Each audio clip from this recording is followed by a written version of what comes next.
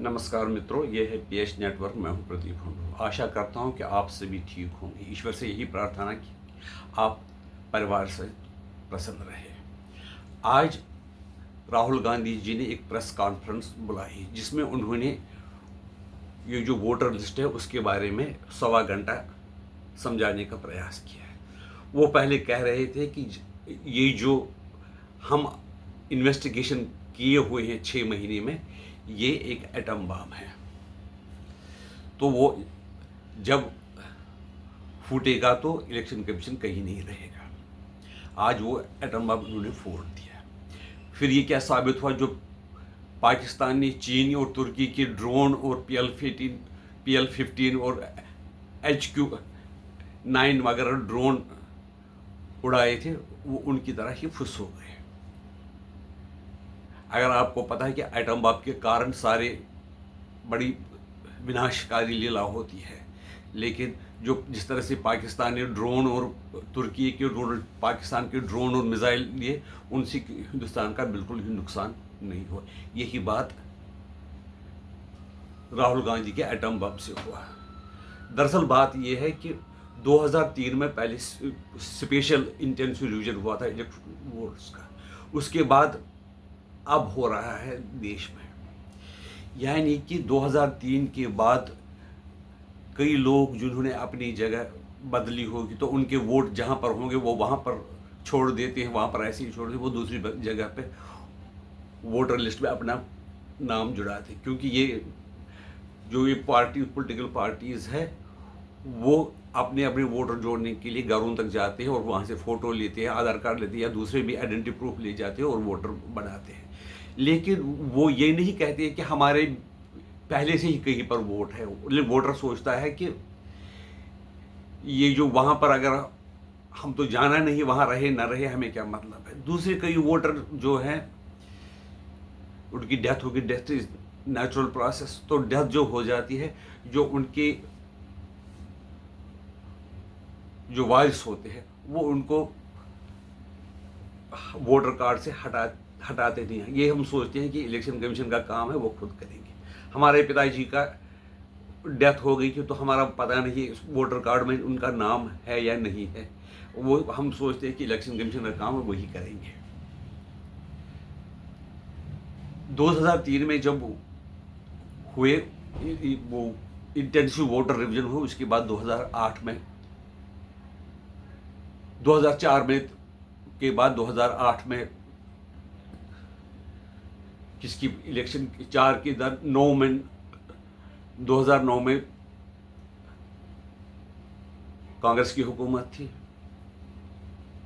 यानी कि बीजेपी के टाइम जो थे उस वक्त वाजपेयी जी प्राइम मिनिस्टर थे 2003 और 4 में, यानी 2009 में थे। तो अगर वोटर चोरी की होती तो कांग्रेस नहीं जीत जाती। तो इसका दूसरा अर्थ भी है, 2009 में वो इलेक्शन जीते हैं, उस वक्त उनकी हुकूमत है और उन्होंने वोटर चोरी की तो वो दूसरी 2009 का इलेक्शन जीते हैं।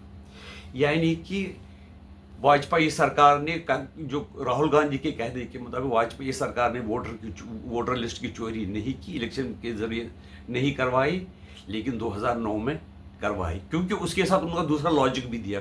उन्होंने सोचा कि हर इलेक्शन में ये ज़रूरी है कि एंटी इनकम्बेंसी फैक्टर होता है। जब हमारे लिए एंटी इनकम्बेंसी फैक्टर होता है तो बीजेपी के लिए क्यों नहीं होगा। इसलिए हमें कुछ शक हुआ कि वोटर लिस्ट में कुछ चोरी होती है। दूसरी बात उन्होंने कही कि हमने कर्नाटका में, महाराष्ट्र में कहीं पर बड़ी मेहनत की, 6 महीने हमें ये सर्वे किया, साइंटिफिक तरीके से सर्वे किया, तो उससे क्या हमें पता चला कि कई लोगों के जो 2-2, 3-3 जगह वोटर लिस्ट में नाम है। यानी कि वो ये कहते हैं कि जो इलेक्शन वोटर कार्ड लिस्ट में है, जो रिवीजन है वो बहुत ही निहायत है। यही तो हम इलेक्शन कमीशन भी कह रहा है कि जो इलेक्शन कमीशन में है उसमें रिवीजन की बहुत ज़रूरत है। घरों में जो थे ही नहीं पते पर उनके भी वोटर लिस्ट में नाम है, जहां पर कोई खाली ग्राउंड है वहां पर भी वोटर लिस्ट के नाम है। इसीलिए तो इलेक्शन कमीशन को मैं बधाई देना चाहता हूं कि ये सारा सिस्टम खत्म करने के लिए उन्होंने वो SIR का सहारा लिया। लेकिन कर्नाटका में जो सरकार है वो कांग्रेस की है, लेकिन इसका मतलब है कि कांग्रेस जो इलेक्शन जीती है, क्या वो वोटर लिस्ट में फ्रॉड के कारण जीती है? दूसरी बात है 2024 में वो ये जो बीजेपी को कुल 240 सीटें आई है, कांग्रेस जिसके बाद ओपिनियन पोल वगैरह 40 दिखा रहे थे, उसको उनको 99 सीट्स मिली। क्या इसका मतलब है कि मोदी जी ने इलेक्शन कमीशन चोरी करवा के सीटें कम करवाने का फैसला किया, जबकि वो मोदी जी का वो जो कह रहे हैं कि वो उनका अंतिम इलेक्शन होगा? क्या उन्होंने खुद चोरी करवाई? या तो जो महाराष्ट्र में उनकी जो ओपिनियन बता रहे थे कि बीजेपी को अच्छा दिखा रहे थे, यूपी में बहुत ही अच्छा दिखा रहे थे, लेकिन दोनों स्टेटों में इलेक्शन हार गए। क्या मतलब है उसका मतलब ये है कि अगर उनको चोरी करना हो तो या तो उन्होंने खुद ही चोरी करवाई कि हमें हरवा दो, हमें नजर न लगे, इसलिए उन्होंने वोटों की चोरी करवाई। लेकिन जब महाराष्ट्र में बीजेपी असेंबली इलेक्शन जीत गए तो उनको लगा कि चोरी हो गई वोटों में। इसी तरह से उन्होंने ये कहा कि कई ये लोगों को ये बताया गया, एक प्रोपेगेंडा किया गया कि पुलवामा के कारण वोटर लिस्ट जीत गए, पुलवामा के कारण, कभी सिंदूर के कारण, कभी लाडली बहना के कारण। अगर ये सच्चाई नहीं है तो कर्नाटका में किस कारण इलेक्शन जीती? तो मुसलमानों को जो रिजर्वेशन देने का ये किया गया समर्थन, उसके कारण जीती। और भी कुछ लॉलीपॉप कर्नाटका में दिए। केजरीवाल किस बलबूते पर इलेक्शन जीते? वही बिजली, फ्री बिजली। अगर वोटर लिस्ट में चोरी करनी होती तो वो इसको भी, केजरीवाल को भी हरा देते। तो उनको क्यों नहीं हराया? अगर इलेक्शन कमीशन को चोरी करनी थी कर्नाटका में, पहले जब बीजेपी की सरकार थी, तो उस टाइम भी वो उनको जीतने नहीं देते कर्नाटका में, और वो इलेक्शन हार जाते कांग्रेस वाले। लेकिन फिर इलेक्शन उन्होंने जीत लिया। क्यों जीत लिया? अगर हिमाचल प्रदेश में बीजेपी की सरकार थी, अगर चोरी करनी थी तो सिखों को क्यों जीतने देते? ये जो लॉजिक है, ये बच्चों जैसे लॉजिक है जिसमें कोई न सर न पैर है। इस तरह से ये जो राहुल गांधी सिर्फ एक माहौल बनाना चाहते हैं। उसको लग रहा है कि मेरी हार तय है बिहार इलेक्शंस में, और बंगाल में भी यही हालत हो रही है, तो इसलिए वो चाहते हैं कि पहले से ही एक तरीका बना ले और ये बता दे कि हम हार लोगों के कारण नहीं हुए, हम वोट चोरी के कारण हारे हैं। और उन्होंने कहा, जो उन्होंने पावर पॉइंट प्रेजेंटेशन दी, उसमें उन्होंने कहा कि ये जो है ये आप मॉडल कहीं भी अप्लाई कर सकते हो। जिन्होंने दिखाया कि महाराष्ट्र में, कर्नाटका में वगैरह किसी लेडी के 4 वोटर हैं। इसका मतलब है जहां पर आप जीतो वहां पर वो मॉडल अप्लाई नहीं करना है। जहां पर हारो तो वहां पर वैसा ही मॉडल इस्तेमाल करो। जहां पर नुकसान है वहां पर ये मॉडल ठीक फिट बैठता है, जहां पर जीते हैं वहां पर ठीक नहीं बैठता है। और दूसरी बात, पहले वो 5 साल कह रहे थे कि ईवीएम में गड़बड़ है, ईवीएम में गड़बड़ है। तो आज उनसे प्रश्न पूछा गया कि क्या आप ईवीएम पे ये जो गड़बड़ की जो 5 साल से कर रहे, क्या वो सच है? वो कहते हैं मैं कोई गैस नहीं करना चाहता हूँ। यानी कि जो 5 साल उन्होंने ईवीएम पर ठीकरा फोड़ा तो वो उससे क्यों मुकर गए? यानी कि वो ये कहना चाहते हैं कि वो जो मैं बोल रहा था ईवीएम वो सब तुक्का था, मेरा कोई सबूत नहीं था। इस वक्त कहते हैं मैं I don't want to guess that. देखिए कैसा आदमी है जो 5 साल तक उसने परेशान किया, लोगों के दिलों में बिठाया कि ईवीएम में ही गड़बड़ था, ये मशीन में हो सकता है, उसके बारे में कहता है कि मुझे I don't want to guess की कोई ज़रूरत नहीं है, मैं कर नहीं सकता हूँ गैस। इस तरह से। और इलेक्शन कमीशन ने जब ये आया तो इलेक्शन कमीशन ने कहा आप हलफनामा भर दो कि ये जो तुम लिख रहे हो, जो तुमने प्रेजेंटेशन दी उसको सच है, तो हम उसकी जांच करवाएंगे।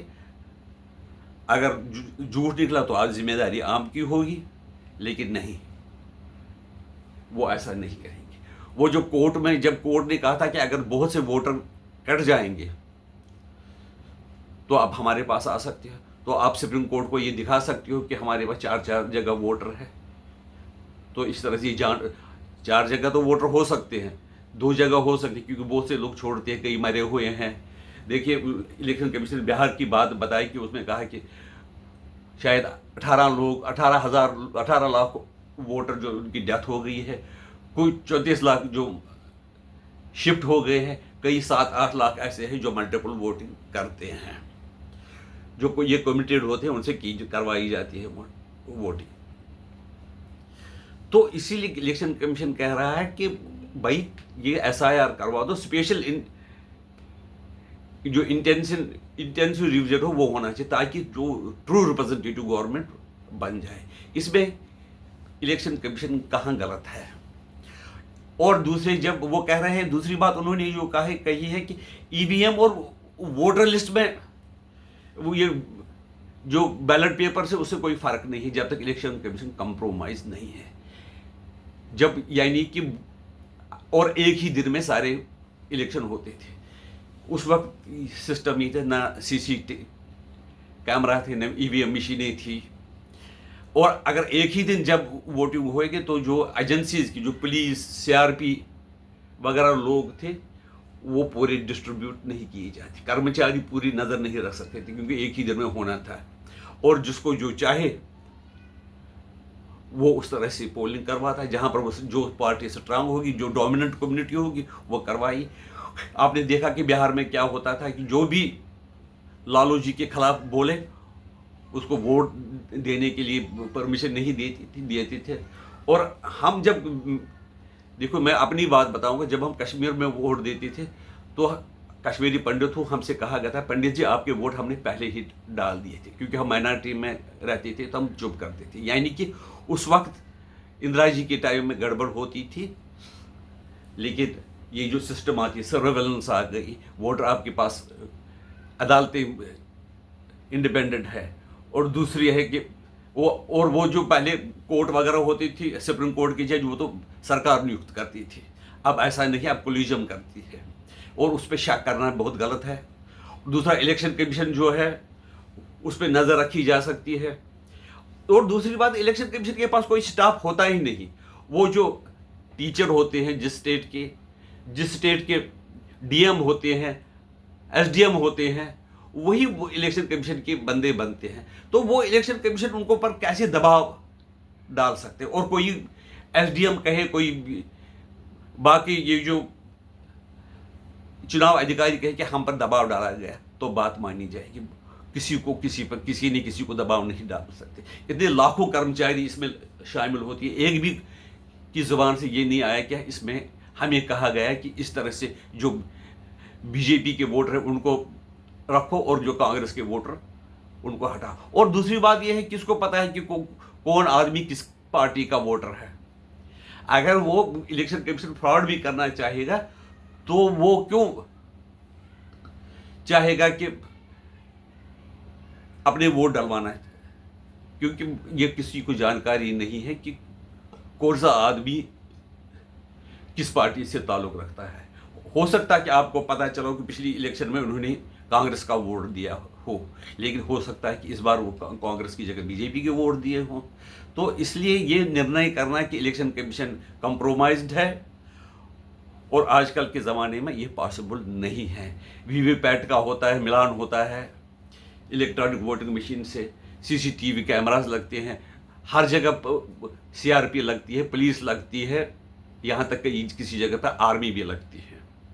और जर्नलिस्ट जो होते हैं, जो न्यूज़ के बड़े भूखे होते हैं, वो भी ये प्रयास करते हैं कि कोई ना कोई गलती हमें मिल जाए, हम पकड़ ले, अपने TRP के लिए हम प्रसिद्ध हो जाए। ऐसा भी नहीं है। आपकी राय क्या है इस बारे में हमें बता दीजिए। आपसे आग्रह है कि हमारे चैनल को सब्सक्राइब कीजिए, वीडियो को लाइक कीजिए और शेयर करना ना भूलें।